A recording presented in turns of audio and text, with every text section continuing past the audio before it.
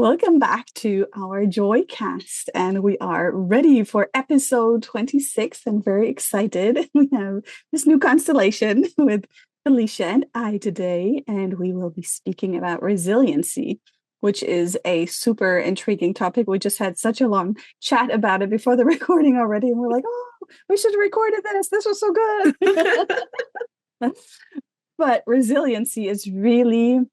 Right. I think there's many definitions out there. There's many ways of which we can feel resilient or non-resilient. But to us, what we agreed to is that resiliency is really the way that we meet obstacles in a way that we bounce back into life, that we are able to really adapt to stressors and to meet them in a way that we still feel good about ourselves, about life, about everything, right? Welcome back to another episode of Joy, the Journey of You podcast. We're your hosts, Devin and Chris, and we're here for joy. This podcast is your permission slip to reconnect to your inherent joy and to embrace it. Let's fill up the cosmic joy pot together as we dive in to today's episode. See that the obstacles that we have in life, that they are actually a way for us to grow, that we're not victims to it, but that we can really move through it in a way that we are aware of our power to co-create, right? Mm-hmm. And one of the phrases I really liked in the definition was maintaining a psychological well-being in the face of adversity, right? So what Chris is speaking to there is I mean, there's a classic Tony Robbins quote, right? Is life happening to me or is it happening for me? Mm-hmm. And so if we take that victim mentality, that psychological well-being is all in, oh, woe is me, everything is against me, the world is against me, and nothing is going to go in my favor ever, right? Whereas the other side of that coin is everything is happening for me. And then how do I see these obstacles as blessings, as gifts, as opportunities for growth and opportunities for something better to come along than I even could have imagined in my little egoic mind. Yes. And what I want to add to that is I don't recall, unfortunately, where I heard it, but it's like that life is happening through you. It's not just happening for you, but it's happening through you. So you're like the co-creator of life. And when you're aware of your co-creative abilities, like when you are connected to your soul truth, like we shared in past episodes about, the truth, then you co-create life and you become so empowered in that it's like a completely different experience, right? And I'm excited. Right. And when you know that soul truth, that aligned truth, then the obstacles actually become aligned actions. Yes. Oh my God. So well said. Yes. I mean, I'm just flowing off what you're saying, Chris. You're giving all the foundation here. It's wow, what a crazy experience if we could live life from that lens.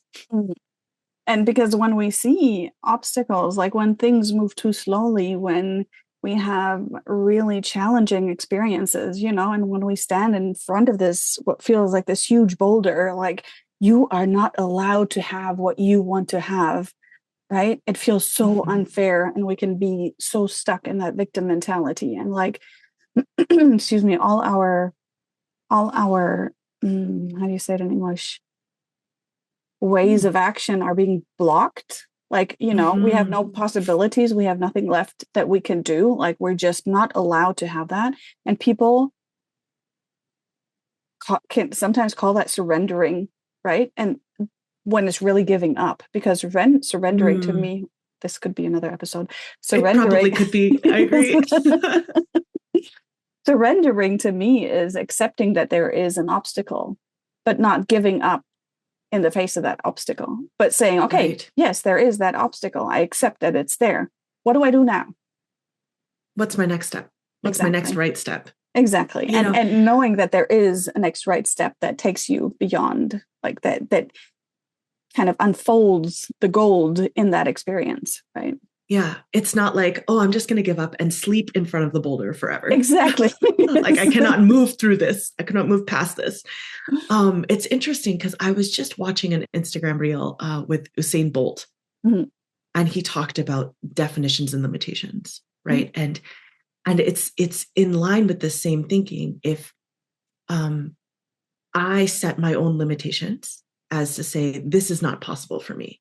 Mhm. This is not right for me. And it's an egoic truth. It's not a soul truth. Mhm. Right. And I say, I cannot, like, the person who first ran a 4-minute mile or Mhm. broke the barrier for the 4-minute mile. Scientists used to think that this was Not physically, possible. humanly impossible Mhm. until someone was like, why should that define us? And then Mhm. just blew through Do that it. barrier. And then Mhm. everybody, not Mhm. everybody, but many people I then, didn't. I didn't. I'm like, I didn't run a 4-minute mile, but then many other people ran sub 4-minute miles, right? As Mhm. Usain Bolt was saying, like these limitations, where are they subconsciously in you? And like, where are Mhm. you holding you back? Mhm. It's co-created through you and through your Mhm. lens. Mhm. Mm. And it's like your mind is the limit, right? And it's really like, yeah, becoming aware of the possibility in the obstacle to me is what resiliency is, because then you're looking for the good and the gold in whatever is happening, right? Mm-hmm. And that makes it not an obstacle, Right. right? Right. And there's so many examples of where it is an obstacle and where how people might think of it, right? Like Mhm. there's a show that I really like. It's called Ted Lasso. Mhm. It's very good. It's on Apple TV. But there's a character, Roy Kent, right? And he talks about, or someone was explaining his own characterism to him, which is Mhm. like he eats a shit sandwich and then complains because of the size of his shit sandwich, but he's the one like making the Mhm. shit sandwich. Yes. Yeah. Yeah, So and sorry, you go. no. Go ahead. Go ahead. I was just going to share that for me, resiliency is really a lot connected to that need for control, and Mm, that versus that surrendering, that acceptance. And again, like we talked about in the truth episode, it's about ego versus soul, right? And when we are in soul connection, we can focus on things beyond the obstacle, not just to get over the obstacle, but beyond it, like what our hearts would love to create, to experience, to be, to do, to have, all right. And when we focus on that, the path doesn't really matter. Like it doesn't matter what happens along the way, right? And so I just have a because you um, know that path will be true. exactly. I know That that they, it's true. Yeah. yeah, what you hold, that vision Mhm. is true Exactly. And I know because it's you've connected to it from a soul level. yes. And I know these things to a point. Like it's not just I imagine it or I want it, but it's like I feel it in my cells that this is true. Like we have been in the process, in a long process of starting a what we call a conscious community with a group of friends and my mother and her kids, and we imagine the space for like community living and permaculture and all these things supporting each other. And we've been planning this for so long, and people dropped off along the way because I feel it was taking too long. Mm-hmm. But I just know that by 2027 we will have this property, we will be on there, and it will be amazing. And I let go of all the people that said they wanted to be a part of it, Mm-hmm. because I know if it's true for them, they will join and it will be fabulous. And if it's not true for them, they will not join and it will be fabulous because it's not true Mm-hmm. for them, right? Mm-hmm. And so like this whole thing was so easy to like, it doesn't matter if it's today or tomorrow. I just know it will happen, right? And now we found a Mm-hmm. property and everything is happening so quickly, that is almost like my ego is like, oh no, I'm drinking from a fire hydrant. Like this is too fast. How can we handle it?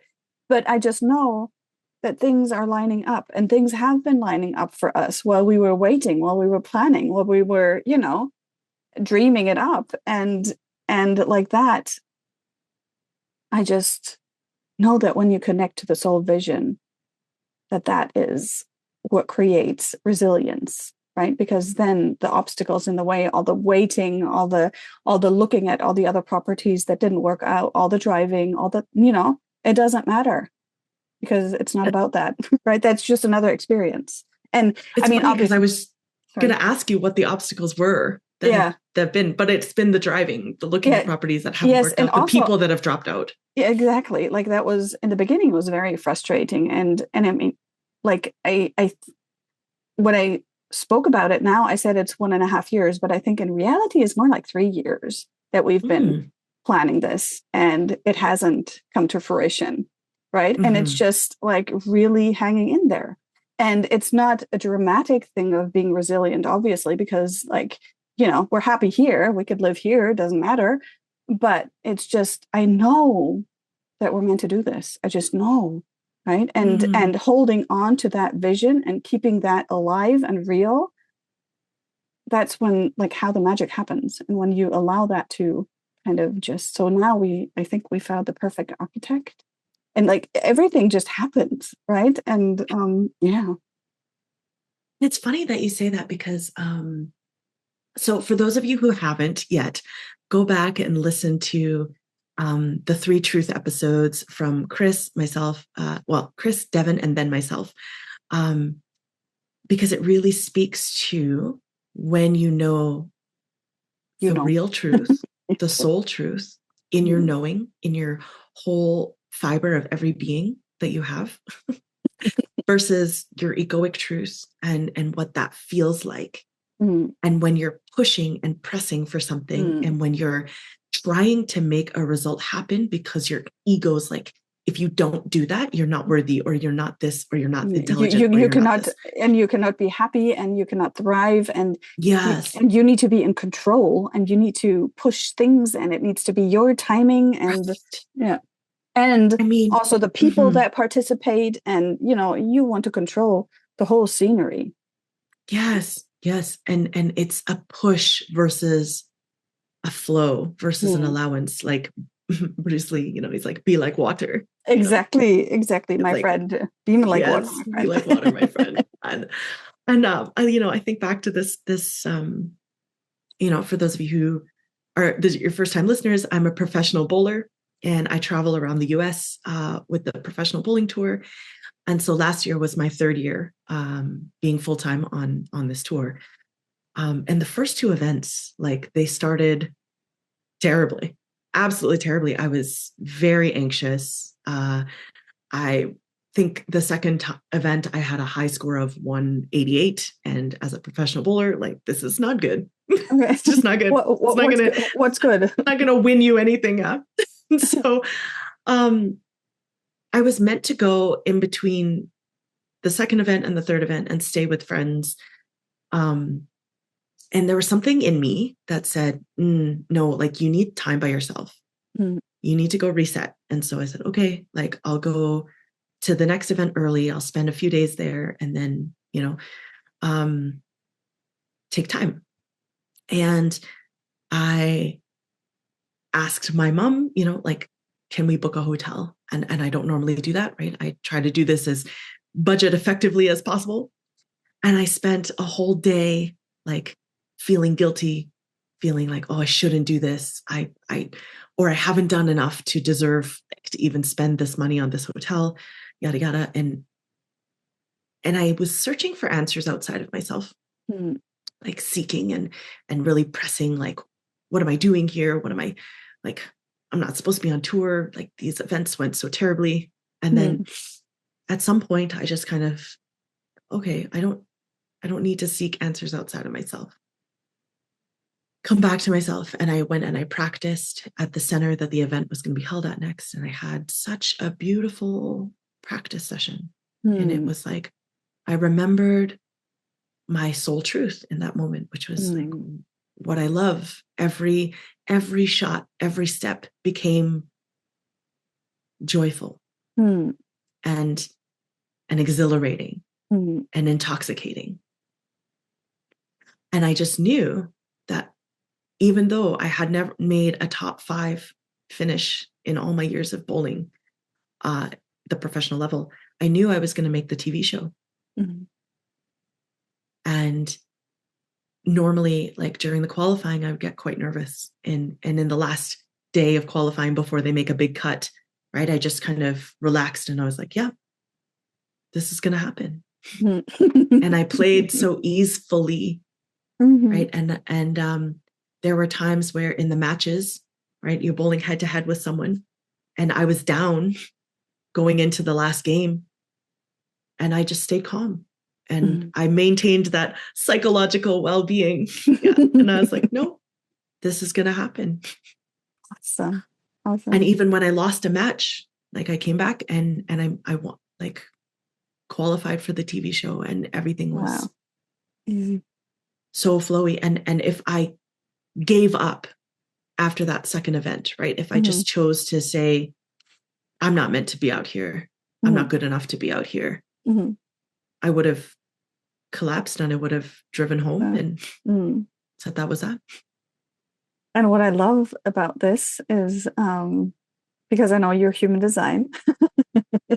Yes. I know how much openness, like beautiful openness you have, that you honored the fact that you need time alone was so important, because that gave you the space to flush out all the energy that you took up. Because in that situation, in that competition, you have all these massive energies of everybody going on, and you absorb that. And then if you go to visit somebody in between, you absorb theirs. You cannot wash it out. So this was like the perfect thing to do. And that's what settled your whole system and brought you back to you. And like that, you could connect to your soul self, because you didn't have all this noise going on in your system from everybody else, all these expectations and everything, emotions. And yeah, and so many expectations. Like from everybody, like right? From everybody, and especially myself. I was just saying, like, I should do this, I should do that, I should do this, and I just wrote an article on Substack about shooting. Like, yeah, and Devin always says, don't should all over your life. But it can be very easy to fall into that, and easy to fall into that victim mentality and feel like, oh, nothing is going my way. And nothing will ever go my way again. Yeah. Ever, right? Of course. Because you're not enough. Right. And how much of that egoic truth is coming in to hold you back. Absolutely. Yeah, and also what I want to add also is that, when we come from that place of soul connection, of really being in our truth, then we actually work with things that we have, right? You took that experience that was a truckload of energy that you collected, and you, with your soul truth connected to that, you kind of let that energy flow into something that was beautiful. You got on TV, right? Because you had all that tension, you had all that energy, and you said, no, this is what I would love. This is what my soul wants to create. And with that energy in your backpack, you just, did that. Whereas if you would have pushed through, if you would have done it as planned, gone to the friend's house, had that whole la la la going on the whole time, you would have pushed through. You would have, really done what was expected, what you expected of yourself, what others expected of you.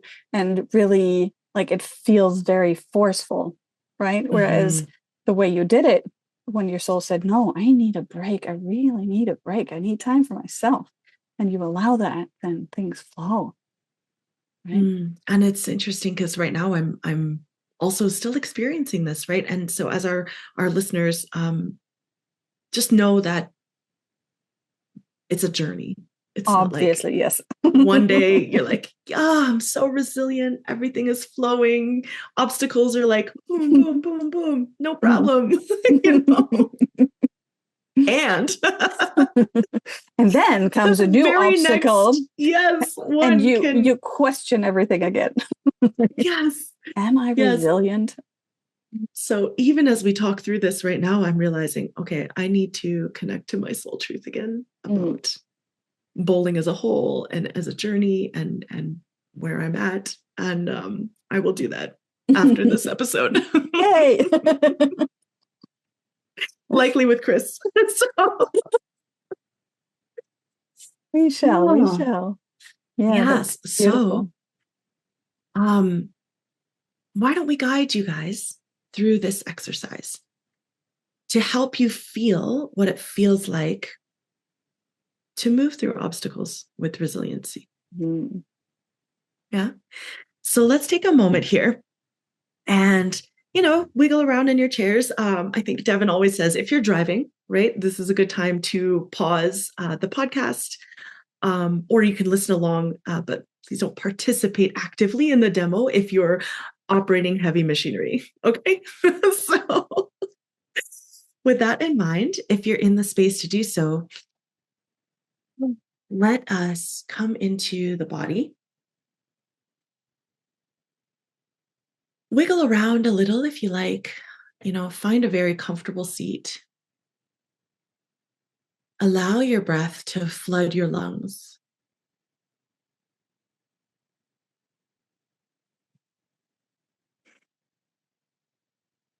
Allow your spine to grow a little taller from your tailbone through the crown of your head.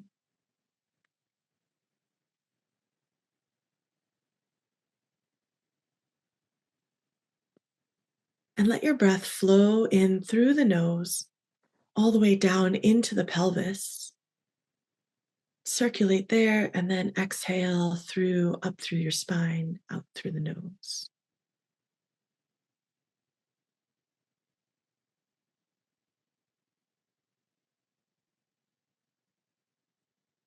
Feel your body growing heavy into your seat.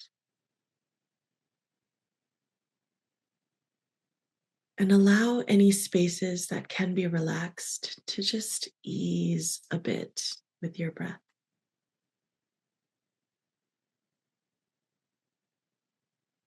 And for the first part of this practice, I want you to think about an obstacle, a time in your life that was a little bit sticky, where it feels like things couldn't go your way.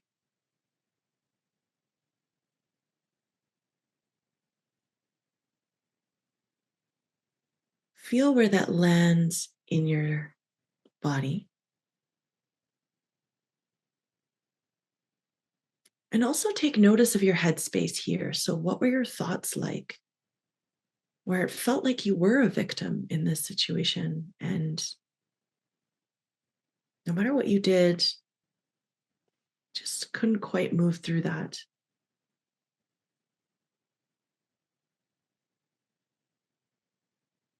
Notice what your face might be doing.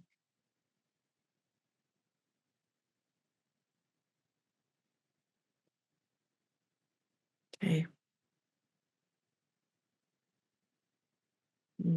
Yes. Okay, now let's take a deep breath and then sigh it out your mouth. Picture all of that tension just releasing through your nostrils, through your mouth with your exhale. And if you need to, you can shake it out through the hands, through the arms, through your shoulders. Clear that space out. Okay. Yeah. And now we'll take a moment to sit. Clear that space. Feel back into your body. And then picture, it could be the same time if you've already moved through that obstacle and you're able to see it with a different lens. Or you can choose a time in your life where things felt like they could be hard, but you moved through it in a way that was easeful.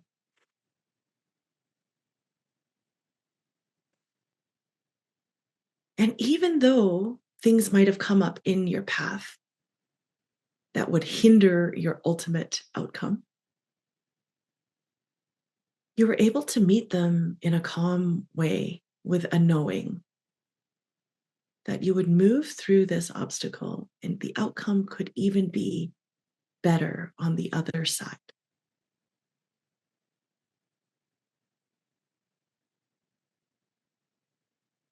If it helps, you can first let the feeling, all the good vibes of the outcome working out well in your favor, kind of flush through your system.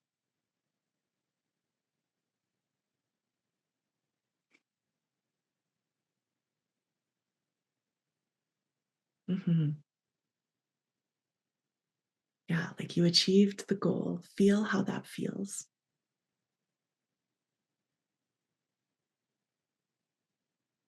And then look back at the path that took you and led you to that successful outcome.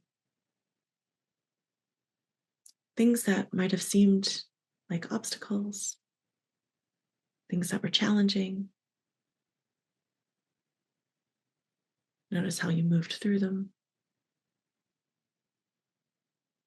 And that underlying sense of self, that underlying sense of calm that allowed you to move through those obstacles gracefully.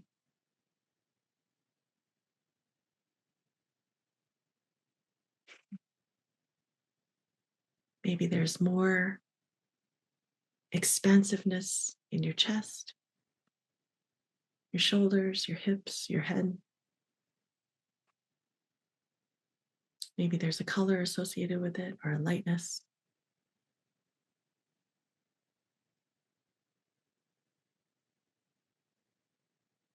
Let that move through your cells.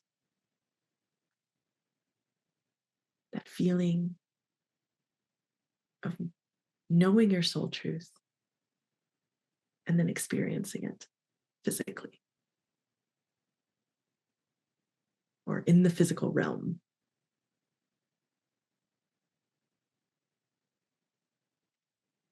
And then let's take a nice deep inhale. Hold for a little bit at the top. Exhale. When you're ready, you can blink your eyes open very softly as you return to the brightness of this room. Of reality. Of reality. Oh, that was so magical. I love the way you lead through, Felicia. I love it, really. Thank you. Thank you. It's very visceral. I love very, that. Very grounding and calming, even though I did Chris, not like the first experience that came up. Well, how about you talk us through what you experienced, both in the first scenario and the calm grounding. Okay. Yeah.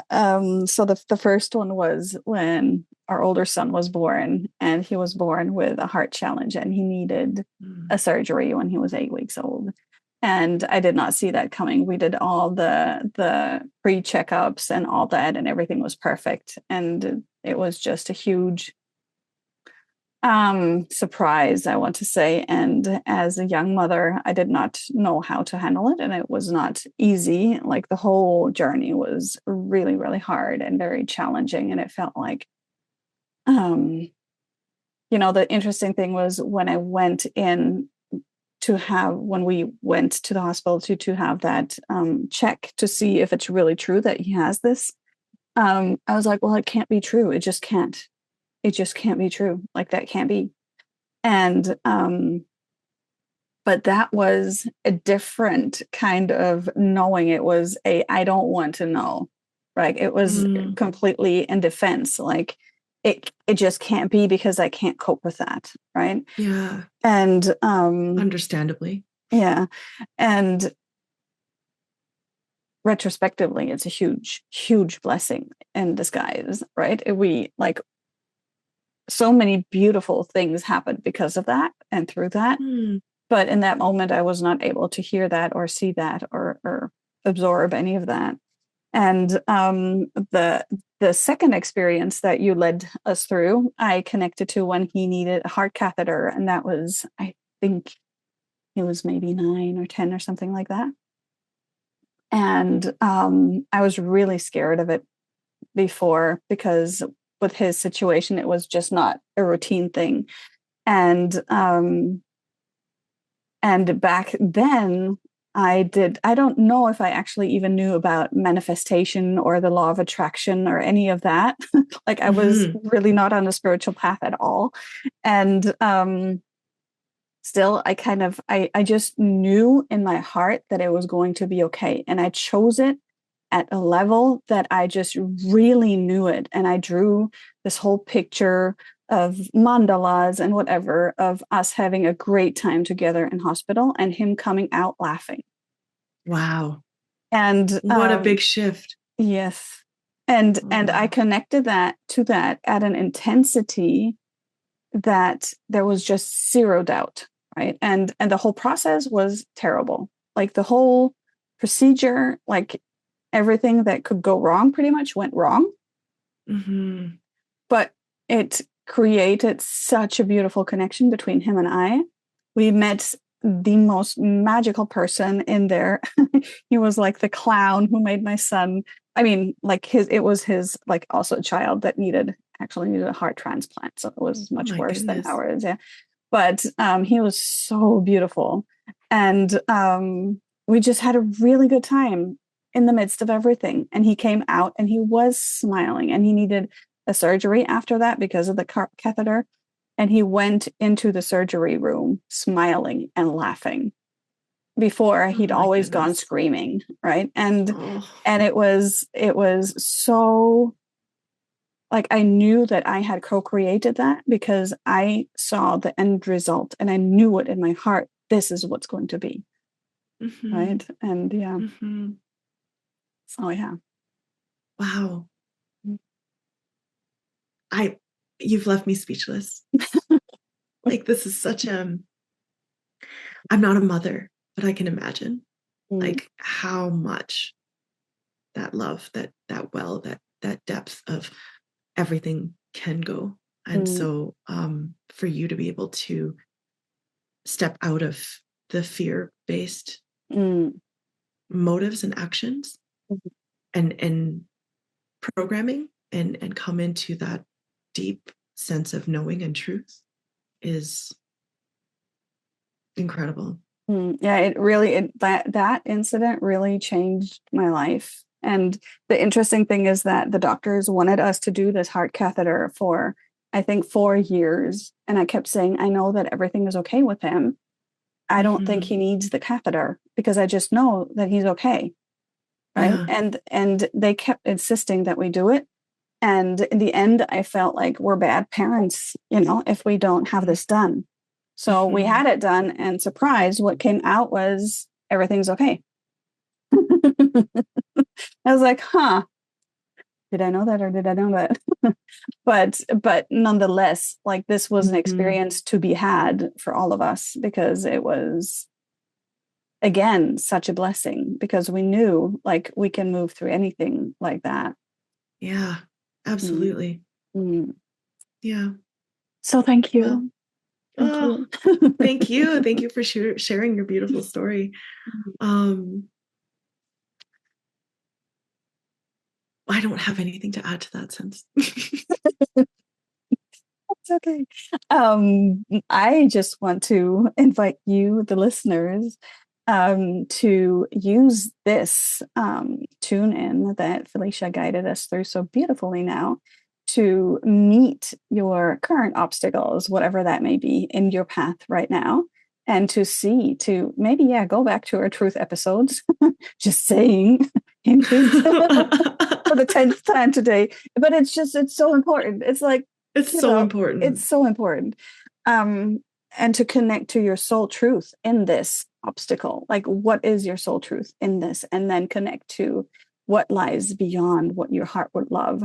Right. So I did not just imagine that he would be okay after the heart catheter. No, I imagined that we come out with a deeper sense of connection, with, happy with life, really smiling and joyful and all of that. Right. It was not just he made it through and everything is okay. No, it was beyond that. So it's really about not just moving over that obstacle, but really taking like what's the higher up, what's bigger, better, what's the big dream, right? And sorry. There's like no, it's okay. There's a spiritual teacher that I follow, Gabby Bernstein. Yeah. Right. And one of her favorite sayings is, okay, can I imagine this or something better?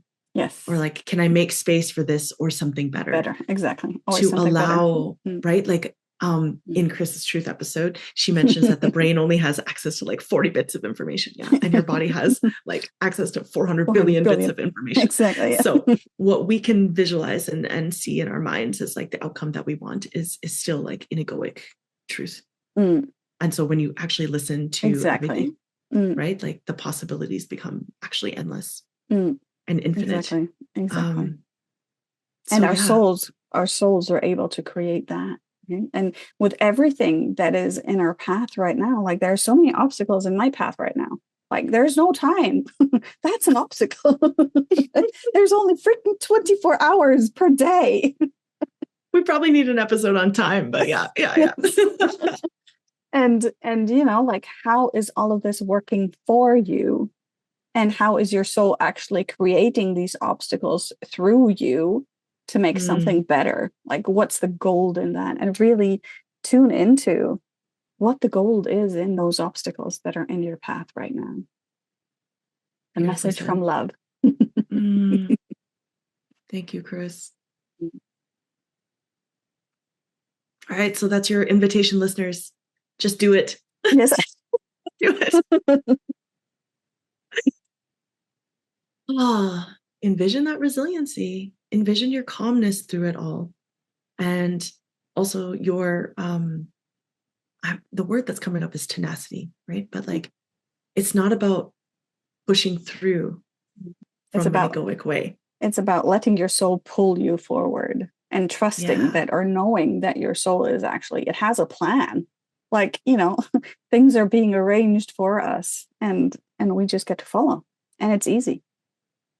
And we also get to co-create, as you say. Exactly. Yes.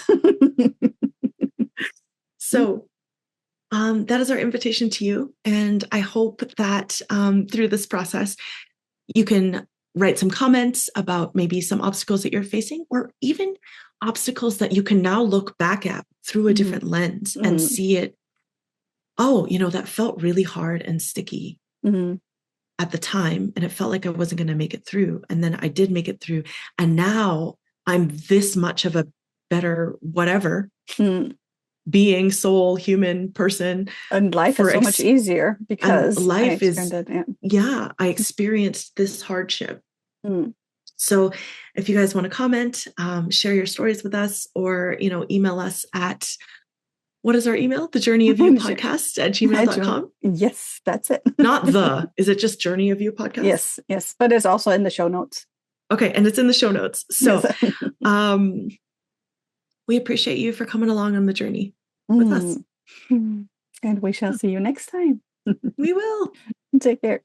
Bye. Bye.